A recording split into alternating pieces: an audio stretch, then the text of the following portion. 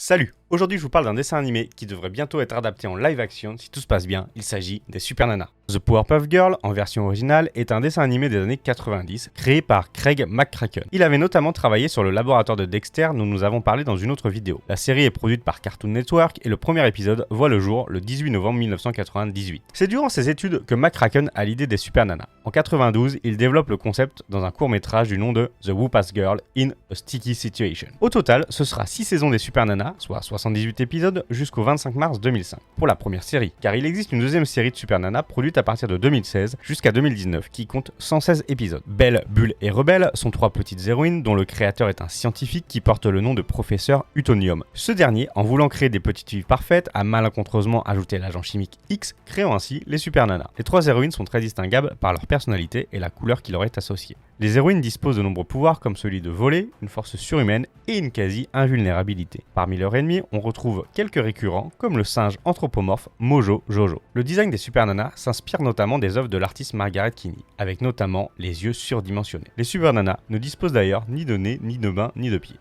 La série devient rapidement la plus regardée de Cartoon Network après sa sortie avec une audience composée aussi bien d'enfants que d'adultes. Un film sortira au cinéma en 2002, ce qui signera quelques mois plus tard le départ de McCracken de la production. Il retravaillera tout de même sur sa création en proposant un court-métrage en 2008 qui sera diffusé lors d'un marathon télévisé des Super Nana. Tout comme Dexter, les Super Nana seront utilisées dans de nombreux médias, DVD, musique, jeux vidéo, comics et bien sûr jouets. Elles se retrouveront même sur un Boeing 737 de la Delta Express. Une adaptation comics du nom de Powerpuff Girl Doshinshi sera récompensée du Web Cartoonist Choice Award en 2005. Une version animée des Super Nana verra également le jour au Japon en 2006 avec 52 épisodes. Et voilà pour nos trois petites héroïnes, une histoire bien chargée. Si cette vidéo t'a plu, n'hésite pas à t'abonner. Moi je te dis à très bientôt pour de nouvelles vidéos.